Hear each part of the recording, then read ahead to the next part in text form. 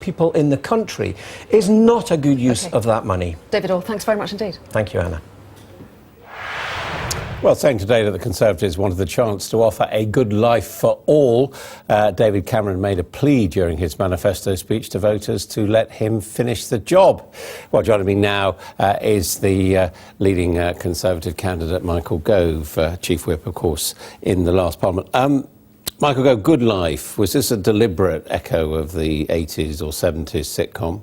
I don't think it was. No, I don't think that anyone was channeling their inner John Esmond or Bob Larby. I think that the whole point of talking about the good life was to emphasise that the sacrifices that the country's made over the course of the last 5 years in order to get the economic recovery that we're now enjoying, those sacrifices can now translate, if we stick with David Cameron as our Prime Minister, into a genuinely good life for citizens in this country.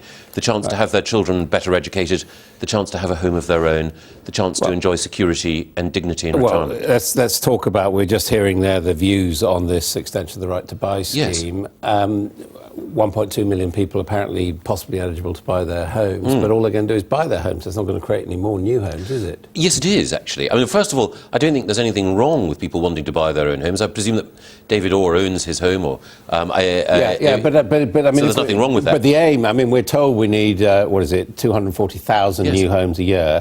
This isn't going to generate those, is it? Yes, it will, because the £4.5 billion that we're taking from making sure that council properties in the top third of values are sold, and that the receipts are then invested in housing. So this is different from the right to buy scheme you implemented over the last 5 years, which has only replaced half of the housing stock that's been sold. Two things I'd say. The first thing is that there are some local authorities that have been laggards, and certainly we will make sure that local authorities, if they do not spend the money that they've acquired from selling properties in order to replace them, we will take powers to ensure that it hasn't worked. They haven't been replaced. They haven't been replaced on a one-to-one basis. No, there are some local authorities that have been laggards, but we have the power, and we will legislate to ensure that we have the resources to change that. But if we're going to make comparisons, I think it's important to recognise that we built 217,000 affordable homes in the lifetime of this Parliament, which is considerably more than Labour ever did. But it's certainly not 240,000 a year, is it? No, but we're going to increase the number of houses that we build overall, because the £4.5 billion which is liberated will enable local authorities not only to match the houses that are sold on a like-for-like basis, and also to help people in the housing association homes. It's important to express this point. The councils are going to take a hit because you're going to force them to sell their housing stock at below market prices. If I could finish my answer. So councils are going to have less money, not more. No, they will have just enough money in order to ensure that they can replace the housing stock, because many of these properties, the top third of those which they have at the moment, are capable of being sold for hundreds of thousands of pounds. Exactly. So they sell, council owns property, it sells it for below market price to rich people, because the only people who can afford those properties are rich people. You then give £100,000 to someone who happens to live in a housing association policy. It's not logic, it's bribes. That's all it is. And it's bribes for your people, isn't it? Well, you own your own house, I'm sure, Adam. So why is it bribery or somehow immoral to encourage people to own their own homes? Let me answer your first point, which you haven't no one offered me £100,000. No one offered me £100,000 in exchange for my vote, which is what you're doing in this case. No, we're certainly not doing that. I mean, lots of people offered you £100,000 in order to come and work on this programme. Stick with David Cameron. If you live in one of these homes, you'll get £100,000 off the value of your property. That's what you're doing. Yes, and it's quite right that people should have the chance to But my point is, it's not generating housing, and we have a housing shortage, and we have a large number of homeless people in this council. My point is that it will, because not only will it create the money for local authorities to match like for like an affordable home for every council home that's sold, it will also generate £250 million every year to take brownfield land, which is currently inappropriate for building, back into use, and that will create more homes as well. Something which could have happened over the last 5 years, but it hasn't happened. Well, you can't have your cake and eat it. You can't simultaneously say that this is a bribe, that it's a bribe that we should have had earlier. No, but my point is the message today was, let me finish the job. I'm saying David Cameron hasn't started it in terms of actually building affordable housing and providing people with housing. earlier in this interview, I mentioned the number of affordable homes he's built. Yeah, and as we said, you said 217,000 over 5 years. Yes. And I said to you, the general agreement is we need over 250,000 a year. Yes. So and we're going to build more. That'd be 1.5 million, yeah. And we're going to build more as a result of making sure that we liberate the money which is currently tied up. One of the things that we wanted to do, and which we've announced today that we will do, is to make sure that we can compel local authorities to sell these properties. One of the reasons that we weren't able to do so is because the Liberal Democrats vetoed that proposal. And one of the problems in your questioning is that the premise is that we had a majority and we could do exactly what we wanted. Well, let's move on to another Liberal Democrat policy, raising the tax threshold. Yes. What is the point of taking... put it quite simply, David Cameron wasn't being honest, was he, when he said we're going to take people on minimum wage out of the tax net? Why? Because the average person on minimum wage works 43 hours a week. He would only take people out of the tax net who are working 30 hours a week, i.e. not working full time. So to say we're going to take people on minimum wage out of the tax net, it's not true, is it? Well, it is true.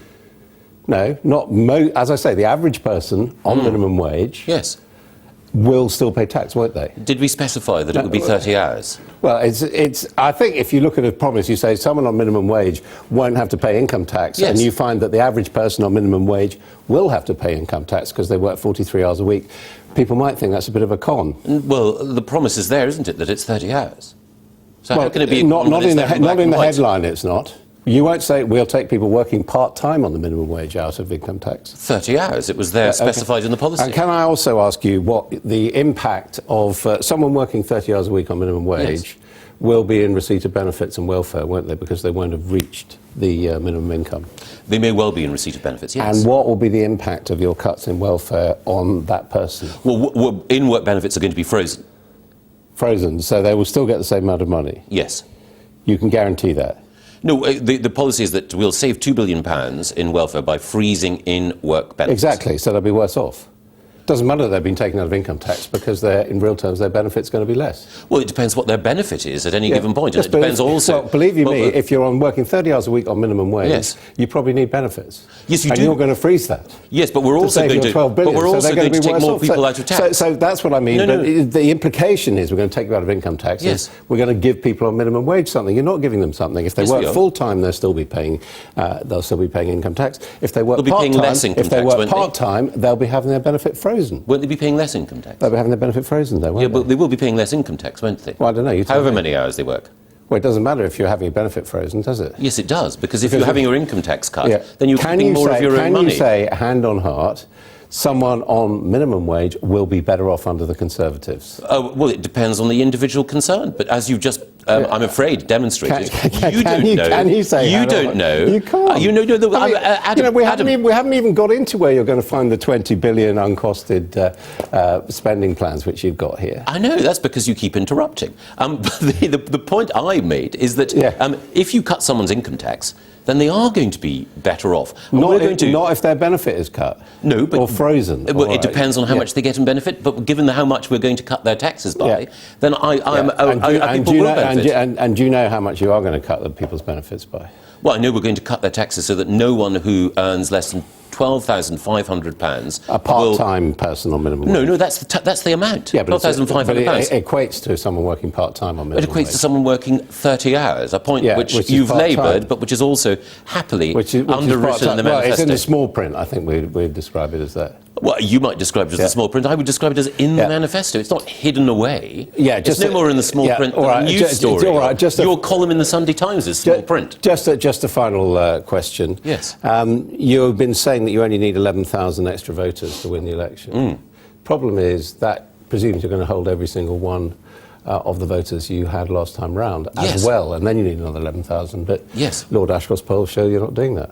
I don't comment on polls. What I do see is that... You do, because you're saying we need 11,000 extra. Yes, well, that's talking about the general election, not opinion polls. They're two separate things. That's just looking at this very, very narrow picture of the majorities which you need to overturn if everything else remains equal. Yes. And all I want to ask you is, do you honestly believe, after 5 years, everything else has remained equal? Well, no, actually, I think that things are better. I think that we'll get many more voters than just 11,000 extra voters. I think that we will hold all the seats that we currently hold and win a number of seats from other parties, and we'll have a Conservative majority government. OK, we will look forward to that, if indeed that's what the voters decide. Thank you. Thank you. You're watching Sky News Tonight.